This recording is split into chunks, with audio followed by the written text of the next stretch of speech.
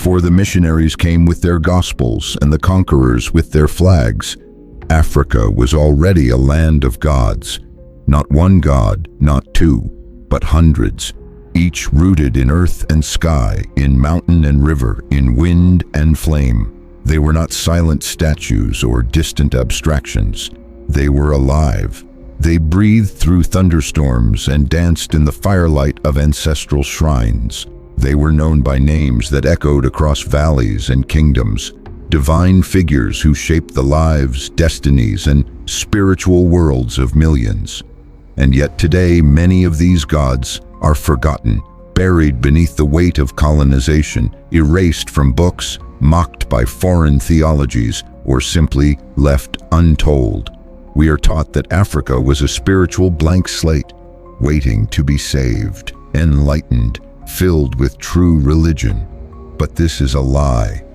Long before Islam and Christianity ever touched the continent, African civilizations had rich and complex spiritual systems, many of which rivaled or even predated those of Greece, Rome, and the so-called cradles of civilization.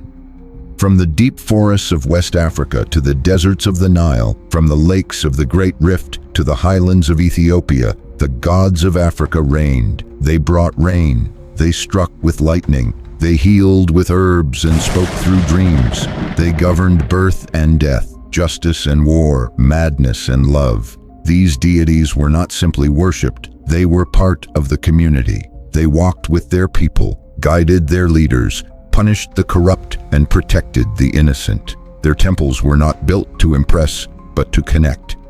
Their myths were not just stories, but truths, carried in drumbeats and firelight, passed down through elders and rituals.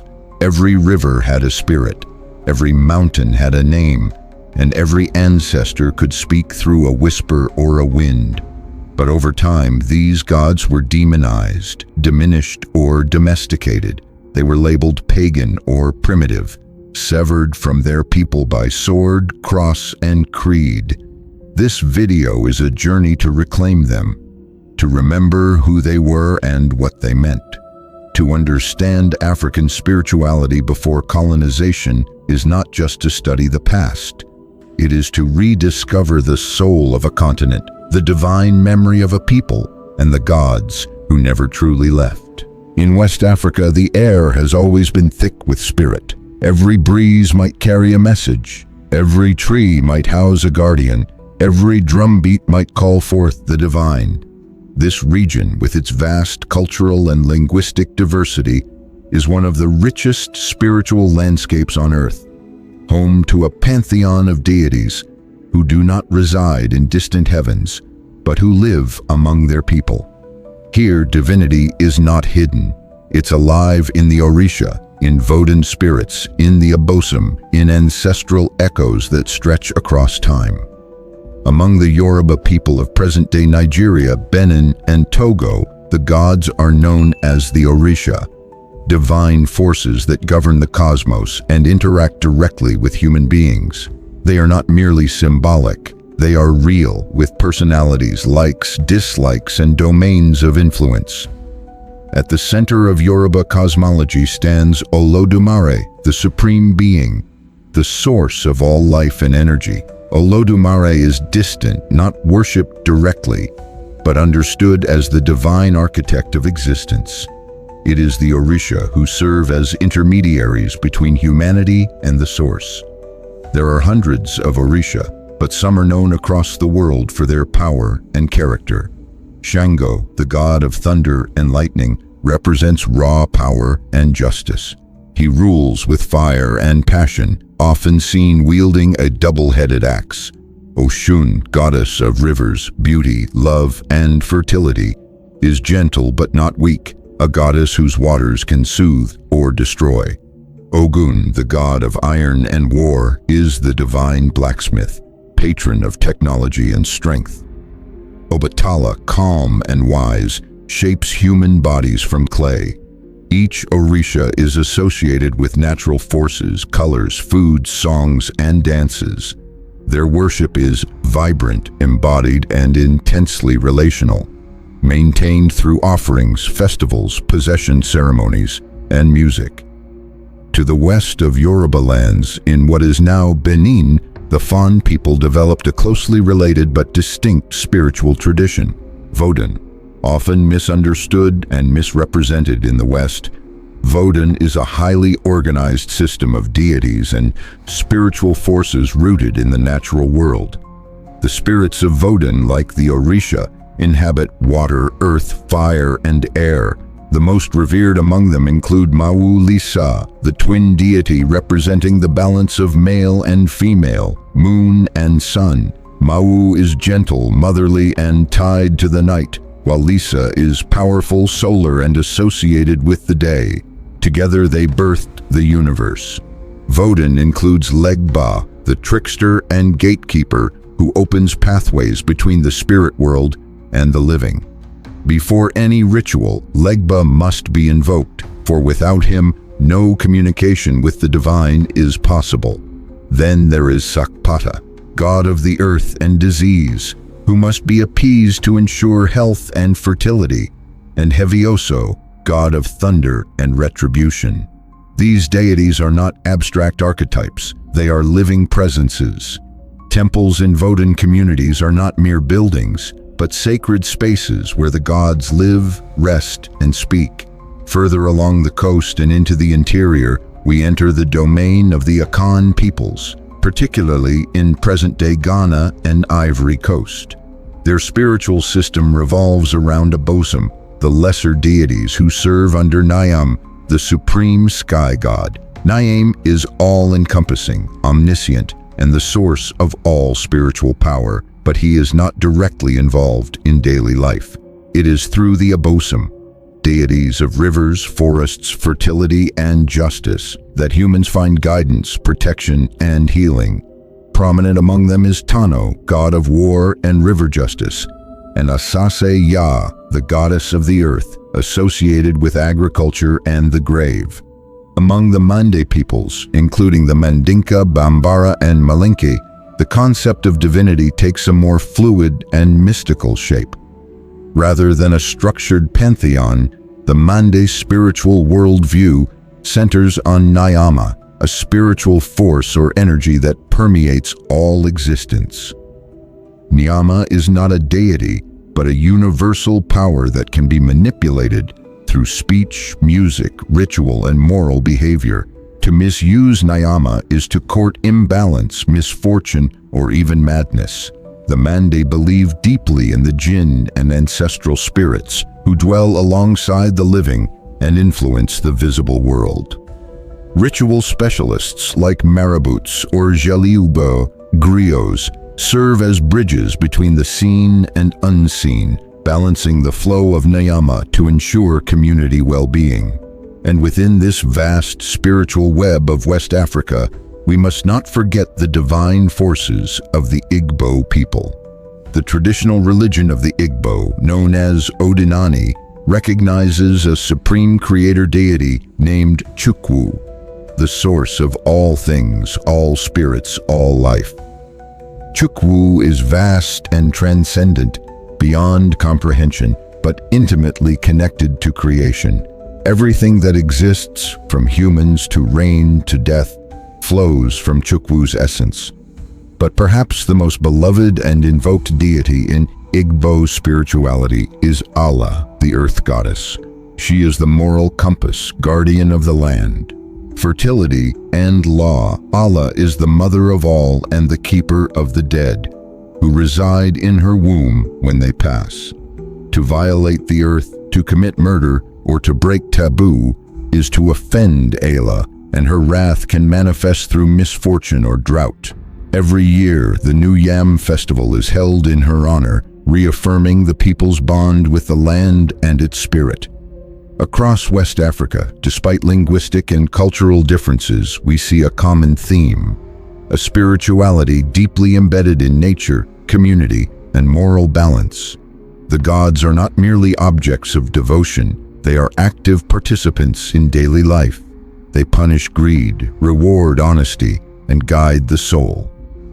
Through dreams, visions, and ritual, They are mothers and fathers, warriors and lovers, protectors and avengers. Their ceremonies are not static traditions. They are living performances filled with music, dance, possession, and fire.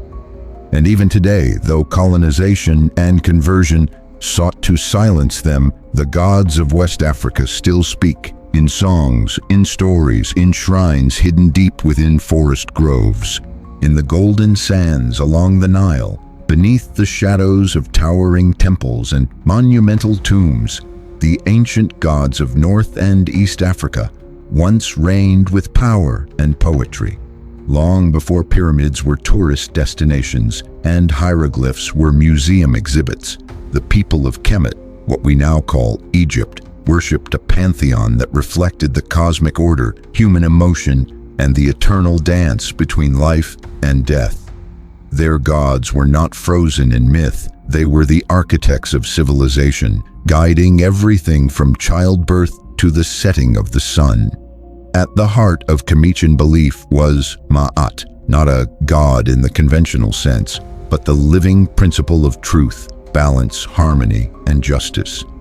Ma'at was the glue of the universe, and every deity, every pharaoh, and every mortal was expected to uphold it. When people died, their hearts were weighed against her feather. To live in Ma'at was to live in divine alignment, not only with law, but with the cosmos itself. Around this central concept swirled a pantheon, both vast and intimate. Ra, the sun god, rose each morning on his solar boat, sailing across the sky before plunging into the underworld at dusk, where he would do battle with Apep, the serpent of chaos. Victory was never assumed, only earned night after night by the force of divine will. Osiris, the green-skinned god of the afterlife, once ruled the earth before being murdered by his jealous brother Set. His wife and sister Isis resurrected him through magical rites, and together they produced Horus, the falcon-headed avenger who reclaimed his father's throne.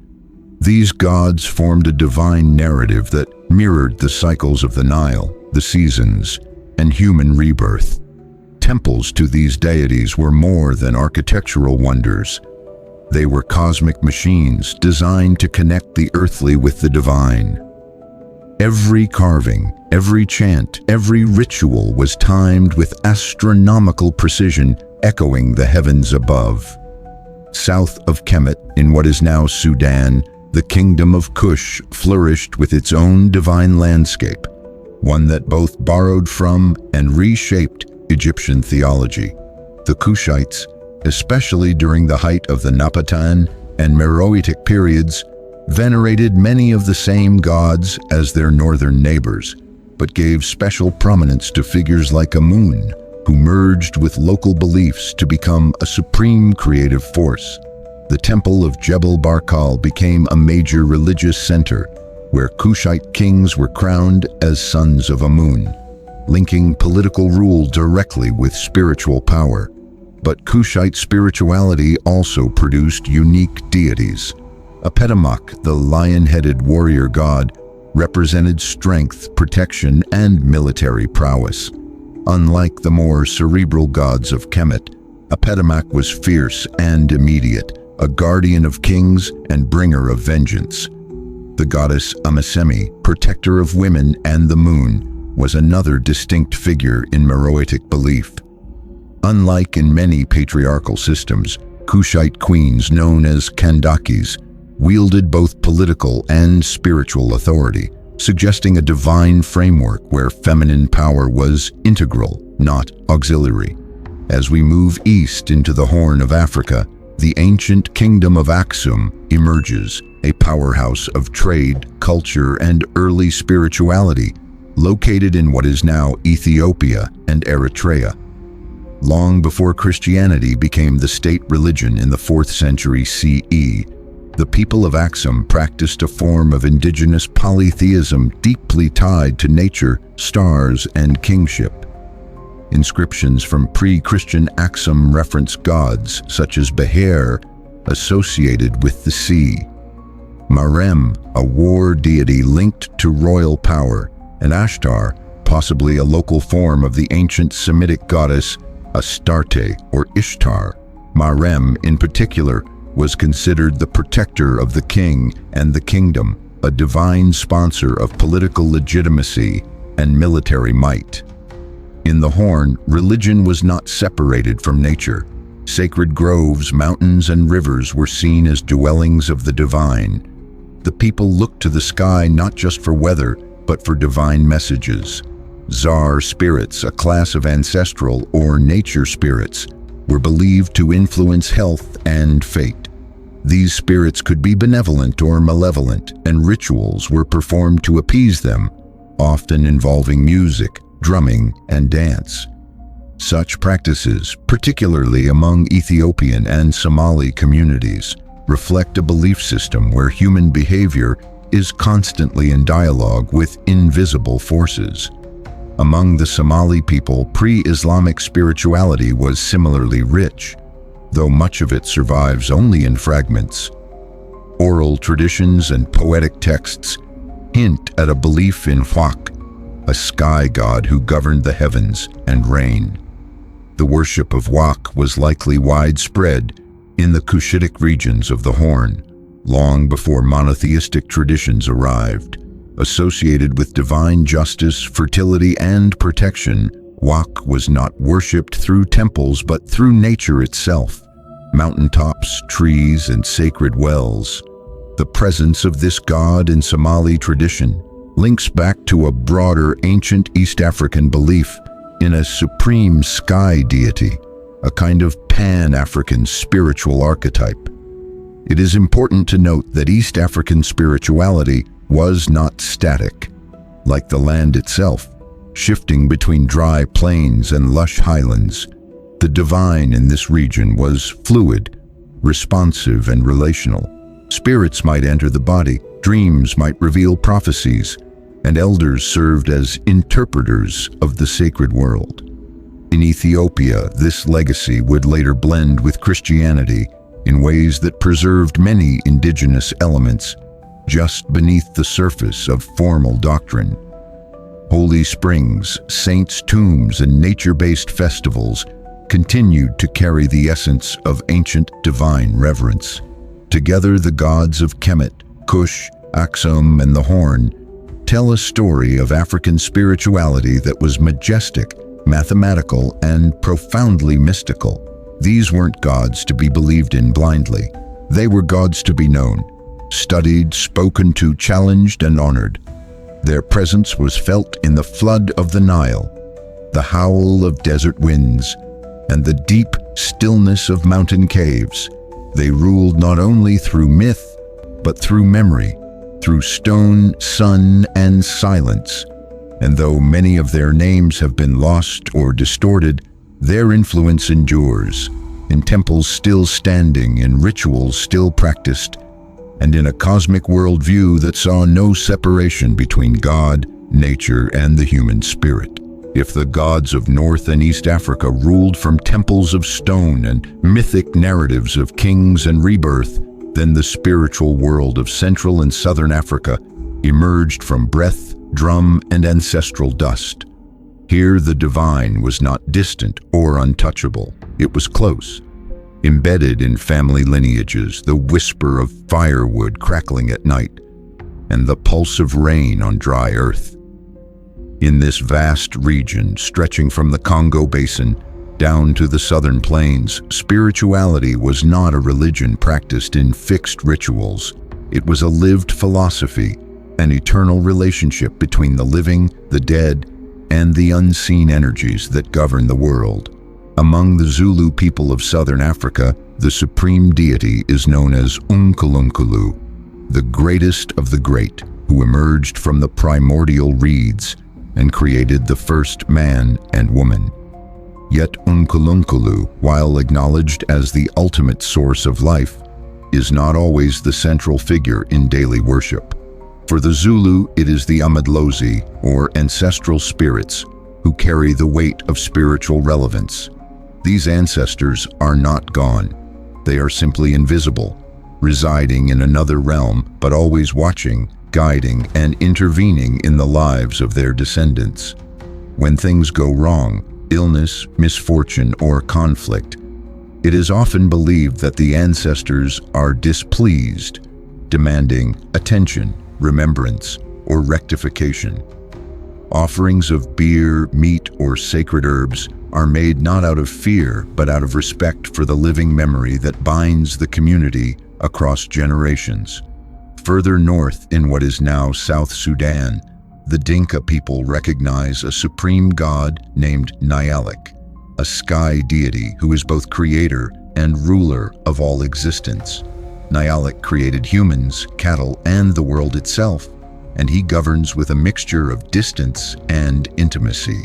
He is approached through prayer and divination, but more often spiritual life among the Dinka revolves around cattle, sacred beings that are not only economic necessities but also spiritual connectors. The Dinka see cattle as gifts from Nyalik, and they are central to rituals, poetry, and even identity. Each cow has a name, a song, and a place in the social fabric. Through the care of these animals, the Dinka maintain their bond with the divine and express their gratitude for life itself.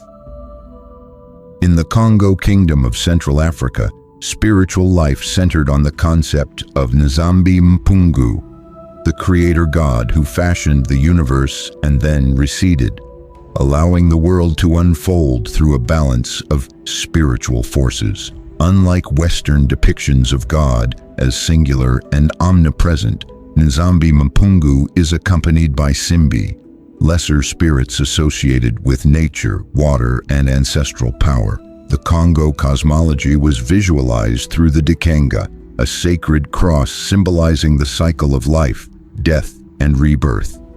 Each quadrant of the Dikenga represents a stage of life, the journey of the soul, and the transition between physical and spiritual realms. In this circular understanding of time, death is not an end, but a movement to another phase of existence, one where ancestors become guardians and teachers of the living. To the west of the Congo Basin, the Lozi people of what is now Zambia and Angola hold beliefs anchored in the creator god Nyambe, who made the earth, the sun, the animals, and the first humans. Nyambe once lived among people but grew weary of their violence and disobedience, retreating to the heavens to avoid their destruction. From there, he watches and listens, but rarely interferes. This belief echoes throughout African cosmologies. The divine withdraws not out of indifference, but to allow humans agency. Nyambe is revered, but it is through intermediaries such as the spirits of departed kings and clan ancestors that most spiritual guidance is sought. The Lozi's Great Kwamboka Festival, which involves the royal barge crossing the Zambezi River, is both a political event and a spiritual reenactment, a symbolic migration that honors tradition, rhythm, and divine authority. In the San traditions of Southern Africa, among the oldest continuous spiritual systems in human history, the divine is not an external being, but a force present in every part of the environment. The San, or Bushmen, have lived for tens of thousands of years as hunter-gatherers across the Kalahari Desert, and their spirituality reflects that intimacy with the land. They speak of Shu, pronounced Ku, a high god who created the world and gave it its patterns. But perhaps more importantly, they practice trance-healing dances, ecstatic communal rituals where healers enter altered states to cure illness, communicate with spirits, and harmonize the group's energy. These dances are not performances. They are sacred work, a way to touch the invisible, to restore balance, and to release tension back into the spirit world. Across the Bantu-speaking peoples who make up a vast and diverse population stretching from Cameroon to South Africa, similar themes emerge.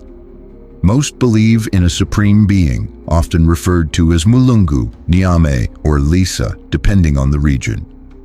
This god is typically understood as remote, a creator who initiated life but entrusted its maintenance to spirits, nature, and ancestors. Ritual specialists such as Ngangas or Sangomas serve as intermediaries, diagnosing spiritual disturbances and offering remedies through herbs, charms, or spirit possession. Divination methods, from throwing bones to interpreting dreams, are common tools for navigating the unseen. Illness, infertility, or misfortune is not viewed as random but as a signal from the spiritual world, demanding attention and response. Despite regional variations, one thread binds all these traditions: the centrality of ancestors and the continuity of life after death. Ancestors are not merely remembered, they are active participants in family politics and fate. They protect, punish, advise, and even dream through their descendants. In many Central and Southern African cultures, to disrespect the dead is to invite disaster, while to honor them is to ensure prosperity, healing, and spiritual harmony. These belief systems did not require scripture or centralized temples. They were lived through ritual, song, sacrifice, and oral transmission. They adapted to change, absorbed local variations, and responded to the rhythms of the land. They emphasized balance between the visible and invisible, the living and the dead, the human and the animal, and they taught a profound truth: that the world is full of presence, and that nothing, not stone, not river, not silence, is empty of spirit. As colonization and conversion spread, many of these traditions were repressed or recast as superstition. But they did not vanish. They went underground, folded into Christian symbolism, or carried across oceans in the memories of the enslaved. Today, across Central and Southern Africa, these traditions are being reclaimed, remembered, and reawakened, not only as heritage, but as truth. When European missionaries arrived on African soil, they did not come merely with Bibles and rosaries. They came with an agenda, one that saw African spiritual systems not as sacred, but as savage, not as faith, but as fear. In the eyes of colonial rulers and Christian evangelists, the gods of Africa were obstacles to civilization, dangerous relics of a people who needed saving. Conversion was not just a matter of theology, it was policy, warfare, cultural conquest, and in the process, entire worlds of meaning were dismantled. The gods who once ruled rivers and guided kings were now labeled demons. Ancestors became evil spirits. Sacred drums were silenced, shrines were burned. The old ways, thousands of years in the making, were mocked as backward and erased from schools, law, and history. Yet, African spirituality did not die. It adapted. It survived. Often it transformed under pressure, folding into new forms that masked the old gods in new names. This process, known as syncretism, became a powerful weapon of spiritual resistance, a way for enslaved and colonized Africans to preserve their gods beneath the surface of colonial religion. In the Caribbean and the Americas, where millions of Africans were forcibly taken during the transatlantic slave trade, the gods traveled with them, not in temples, but in memory, song, rhythm, and ritual. In Haiti, the spirit systems of West Africa merged with French Catholicism to create Vodun. The Orisha became the LWA, divine spirits who ride their devotees during trance. A Catholic saint might represent a traditional god. Erzeli mirrored Oshun. Baron Samedi echoed ancestral death spirits. Catholic altars became coded maps to divine pantheons that had survived the Middle Passage. Rituals of possession, drumming, offering, and invocation continued, even under the eyes of plantation owners and priests. In Vodun ceremonies, the old world was reborn, with the same gods now hidden in plain sight.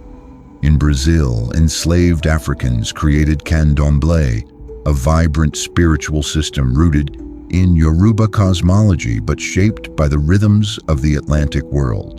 The Orisha were honored with ritual dance, sacred drumming, and richly adorned altars. Each Orisha was associated not only with natural forces, but with colors, foods, and Catholic saints. To outsiders, it looked like Catholicism. To insiders, it was an unbroken continuation of African divinity. In Cuba, similar dynamics gave rise to Santeria, where the Orisha were again renamed but never forgotten. Shango became Saint Barbara, Elegua was masked as Saint Anthony. These were not conversions, they were survivals. Back in Africa, colonial pressure also transformed traditional religion. Missionary schools refused to teach African spiritual beliefs, often punishing children who practiced ancestral rituals. Governments banned public ceremonies, criminalized possession rituals, and destroyed sacred groves. The gods were not only marginalized, they were criminalized. And yet, the gods still found ways to speak. In hidden shrines, in midnight songs, in whispered prayers to the river, they remained. African people continued to consult diviners, honor ancestors, and make offerings, even as churches rose above villages and European names replaced African ones. Some responded with blending, creating African independent churches that fused Christian symbols with indigenous practices. In places like Nigeria, prophets began speaking of visions not unlike those of ancient diviners. Healing, spirit possession, and ritual music all returned in new forms. Churches like the Aladura movement retained deep connections to spiritual heritage while navigating a Christian framework. In South Africa, Zionist churches incorporated sacred water rituals, trance healing, and prophetic dreams, all central elements of African cosmology dressed in Christian robes. Even among those who fully converted, the old spiritual intuitions never completely faded. In times of crisis, many would still return to the elders, the spirits, the ways of their ancestors. A sickness that Western medicine could not cure might send someone back to the shrine. A troubled dream might call for the guidance of an oracle. Death was never final. The dead still walked, still watched, still required care. The relationship between the visible and invisible remained intact, even if hidden beneath layers of colonial shame. Today, we see a resurgence, a reawakening of African spiritual consciousness. Across the continent and the diaspora, people are returning to the gods of their ancestors. Young Africans are learning the names of Orisha, Abosom, Vodun spirits, and ancestral deities once forbidden. Scholars are translating ancient texts. Artists are reviving sacred symbols. Social media has become a platform for digital priests, spiritual educators, and cultural historians. People are reclaiming names, languages, and rites once deemed forbidden. This is not nostalgia, it is reclamation. It is spiritual survival, not in ruins or relics, but in renewal. Colonization sought to destroy African spirituality, but it only scattered it, and like seeds, these traditions grew in the cracks. The gods were never truly gone. They waited, in drums, in dreams, in rivers, for the moment to return. And now, with each name spoken, each ritual reborn, they rise again, not as shadows of the past, but as living forces in the present. Their survival is not just testimony to their power. It is testimony to the resilience of the African spirit. What does it mean to forget a god? To walk past a river and no longer bow your head? To see the stars and no longer know their names? To speak a language stripped of its prayers? To bury your dead without the rites that once opened the path to the ancestors? The colonization of Africa was not only a conquest of land and labor, It was a conquest of spirit. It replaced sacred mountains with mission schools, ancestral altars with pulpits, and gods that spoke in thunder, dream, and drum, with quiet, distant figures imported from far away. But the story does not end there. The gods of Africa were never truly gone. They were silenced, yes, but not erased. They retreated into memory, into story, into the private spaces of grandmothers' songs and hidden altars. They were carried across oceans in the minds of the enslaved. They took new names hid behind saints, whispered through rituals outlawed and ridiculed. And now they are returning, not with rage, but with remembrance. In the rediscovery of Chukwu and Allah, of Oshun and Shango, of Nyalik and Nzambi, a spiritual renaissance is rising. It is not just the revival of old gods. It is the recovery of a world where spirit flows through everything, where ancestors walk beside the living, where the earth is not resource, but relative. To remember the gods of Africa is to remember that African civilizations were not spiritually empty before the arrival of Islam or Christianity.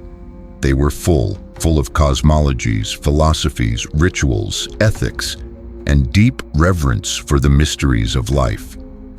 These were not fragmented tribal customs. They were complex, interconnected systems of belief that sustained kingdoms, guided agriculture, defined law, and answered the deepest questions of existence.